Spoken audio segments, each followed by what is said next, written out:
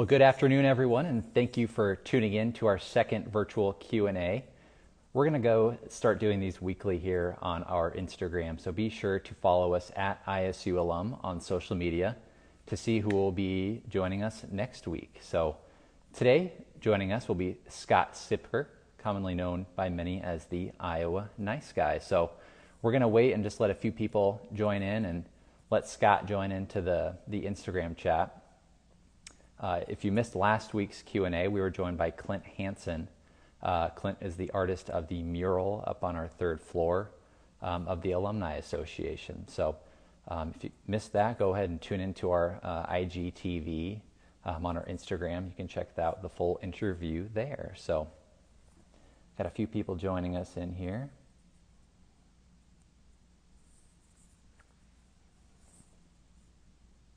And there's Scott, just joined into the conversation. We see a few other people joining us already. So if you missed it, Scott was actually featured on our Visions magazine back in 2016. All right, we're going to bring Scott in now.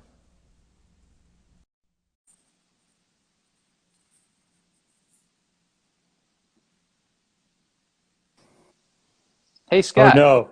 I'm in the wrong way. Oh, no. Can you flip your camera? I will attempt to do so. Here, hold on. Okay.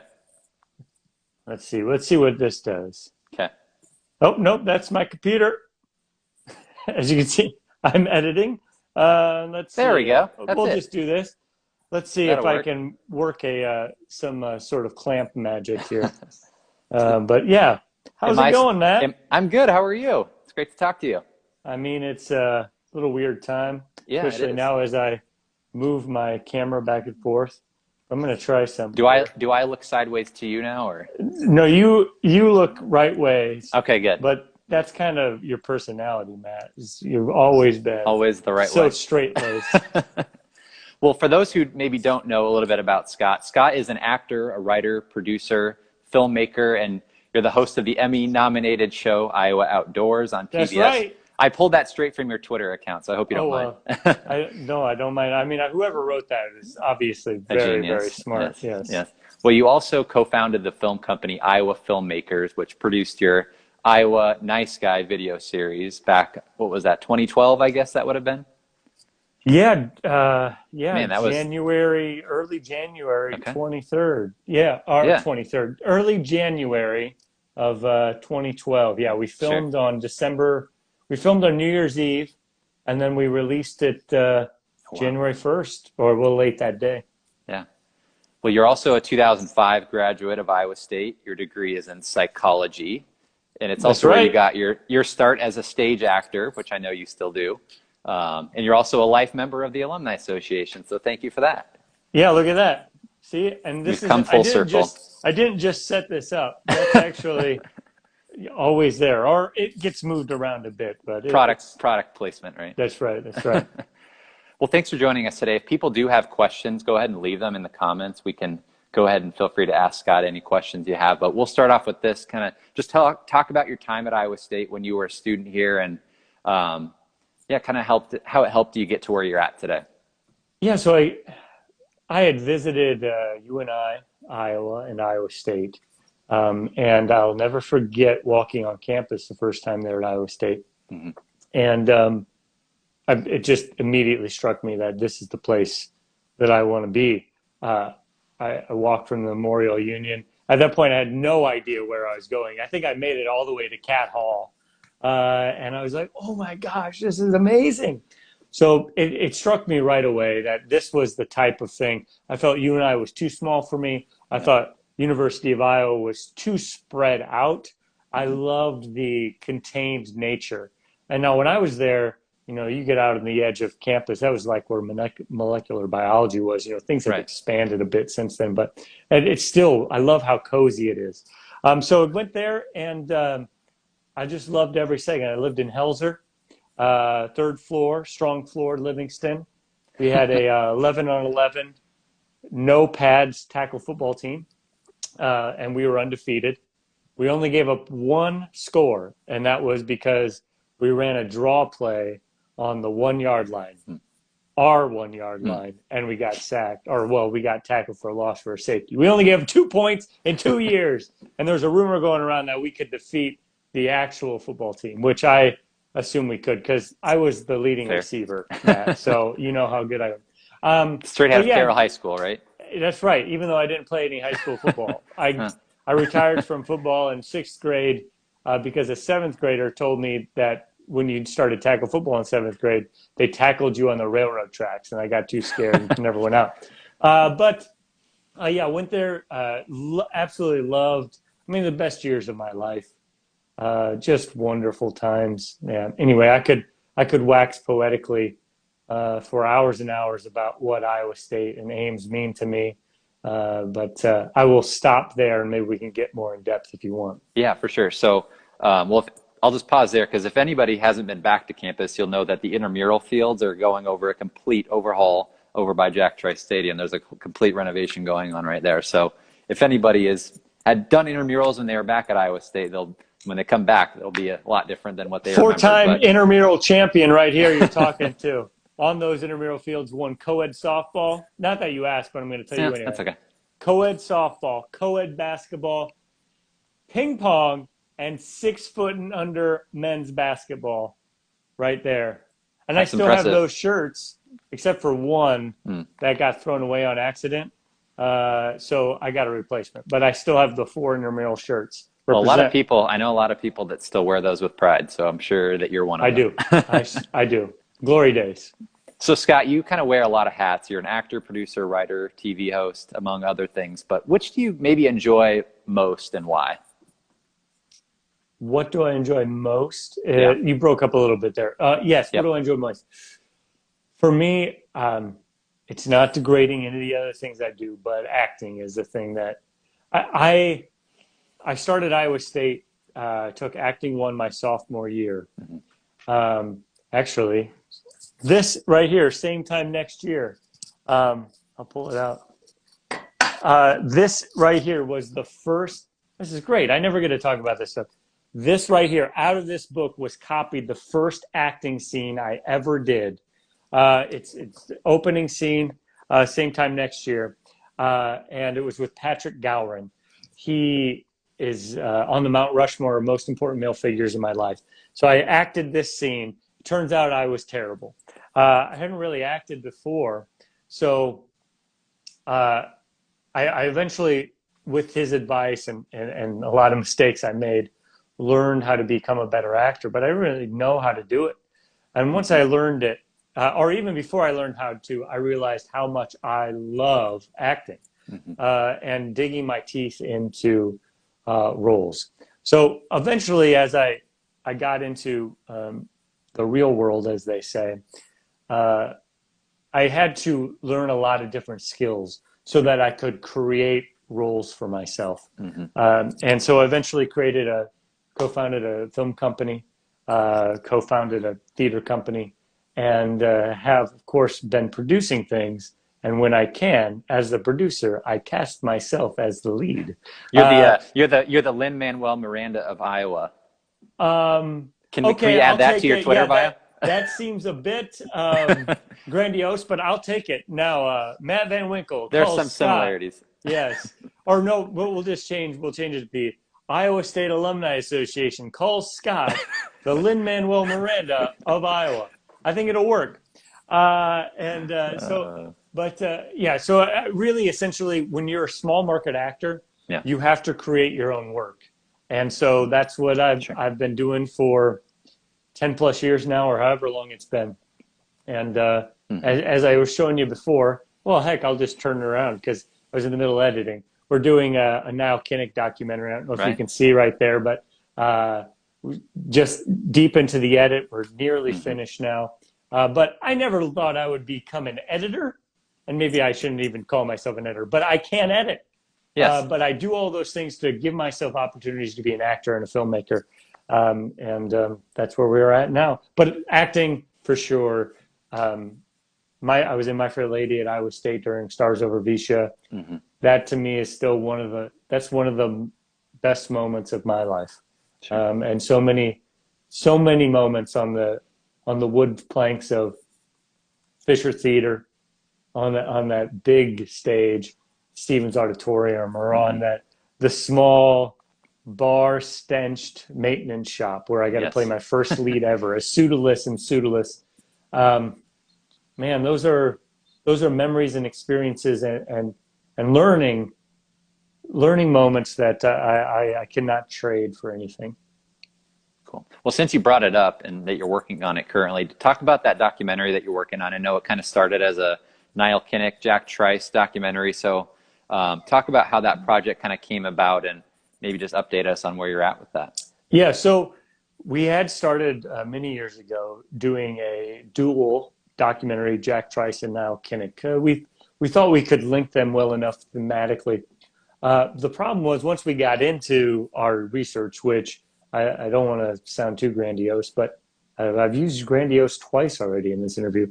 But we have done a deeper dive on both of these men than I think anyone ever has.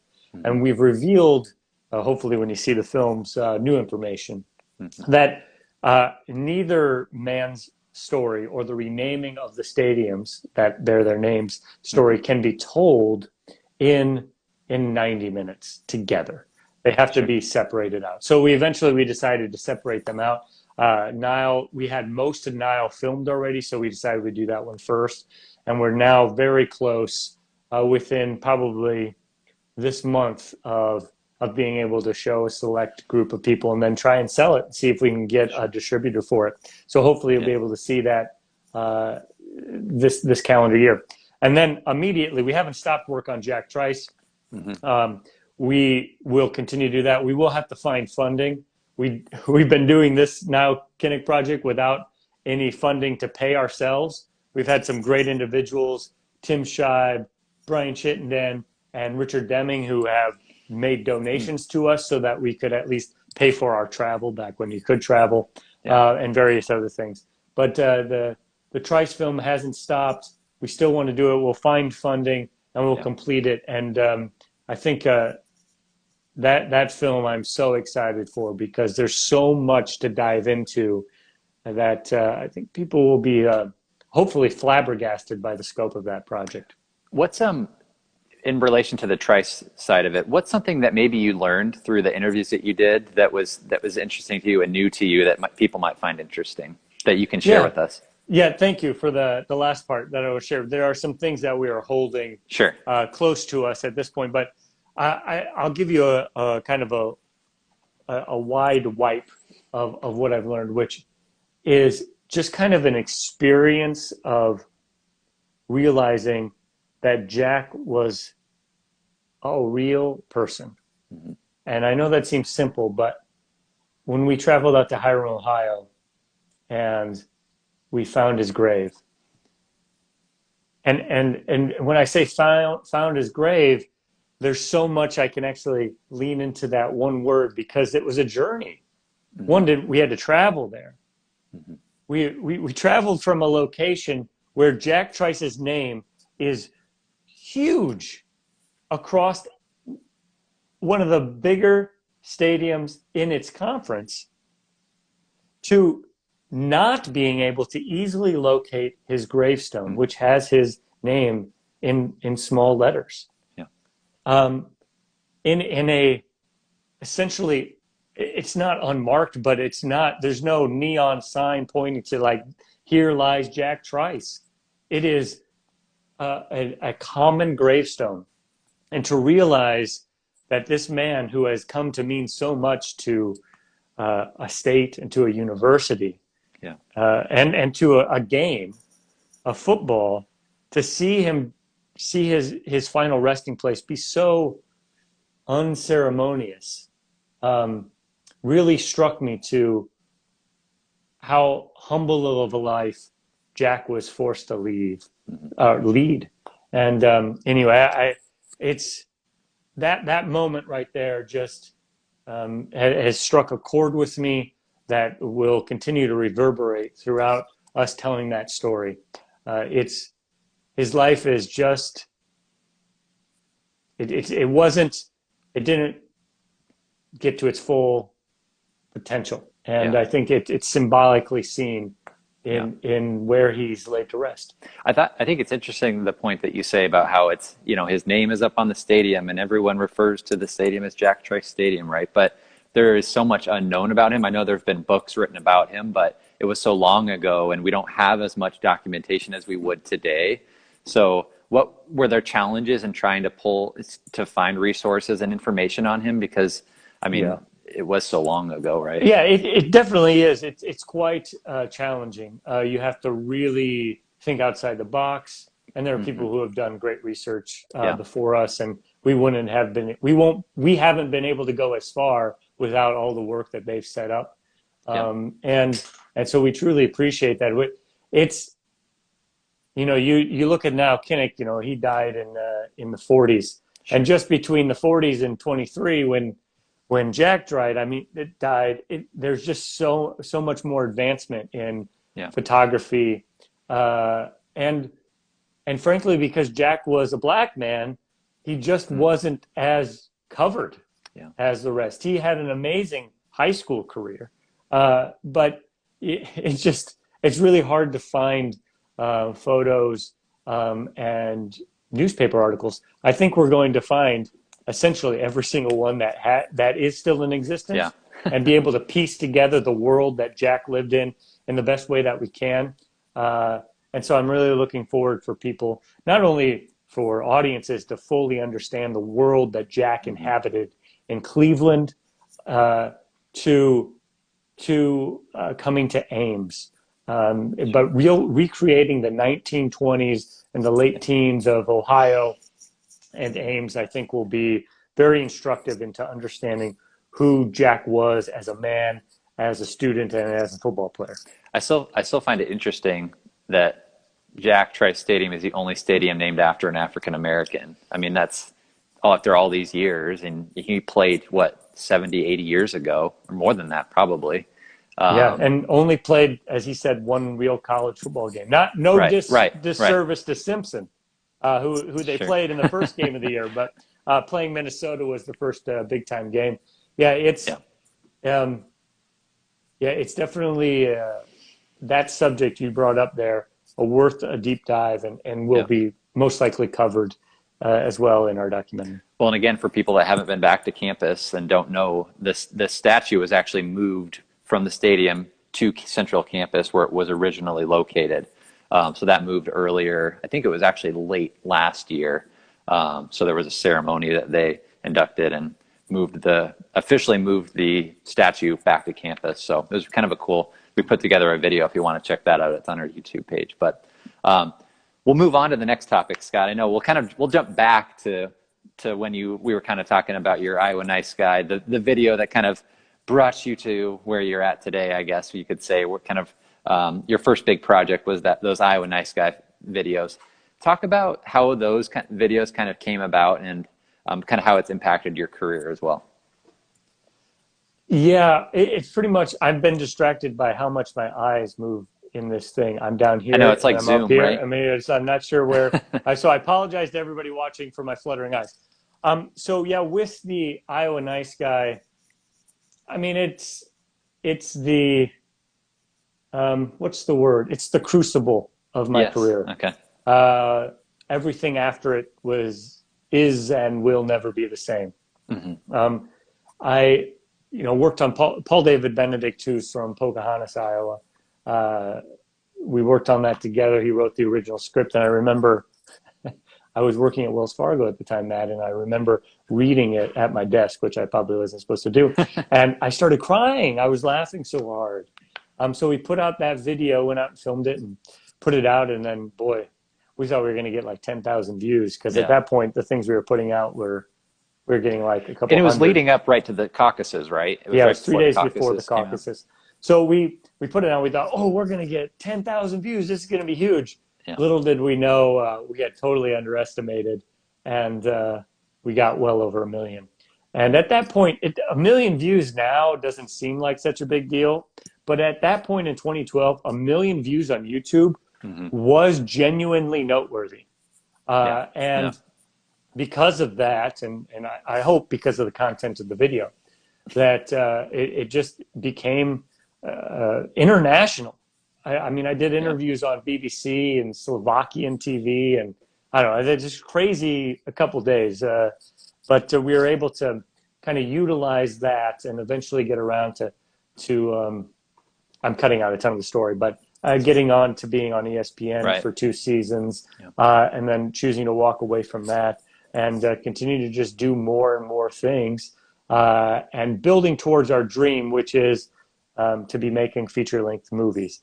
The feature-length documentaries are our next big step into that process, but hopefully we can prove that we can make a successful story in 90 minutes, and then we'll be able to raise the money the money we need to shoot a feature-length narrative film where old Scotty Boy is acting. Very cool. It is kind of funny just to think back to that time when, yeah, 1 million views back then was a pretty big deal. I mean, especially in Iowa, a video that you guys locally produce, it probably took you a couple days to do. I mean, between writing it and shooting it and editing, but it's kind of crazy to see how that all kind of erupted and got you to where you're at right now, right? Yeah, and a lot of my plan has been that I'm not going to go to Los Angeles or New York to make my acting or filmmaking career happen. I was going to take a different approach, and that was to prove that Iowa, even though it's a small market, can catapult somebody onto a national stage. And that was the first time that concept was proved to be true. I mean, I don't know if I truly believed that it was going to happen when I set out with this plan many years ago, but it worked out. So I'll take the credit for it. I'll pretend that I predicted it, but it was the plan. I'm slightly surprised it's been working as well as it has been. Right.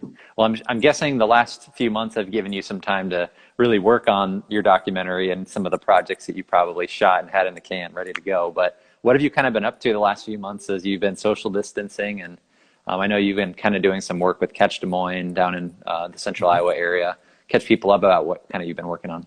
Yeah, I've learned a few new editing tricks. I've learned After Effects, which doesn't mean anything to anybody unless they know what I'm talking about, which I guess is always the case. But that After Effects has been something I've learned. I've also learned ukulele. Oh, yeah, that's right. And well, can you play us something later, maybe? Yes. I'll go walk and talk. Why Okay. not? It's Instagram. Sure. Yeah, why not? Get the uke, or the ukulele, as they say.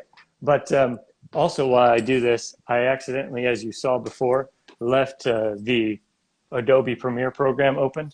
So I'm going to close out so that my filmmaking partner can get in.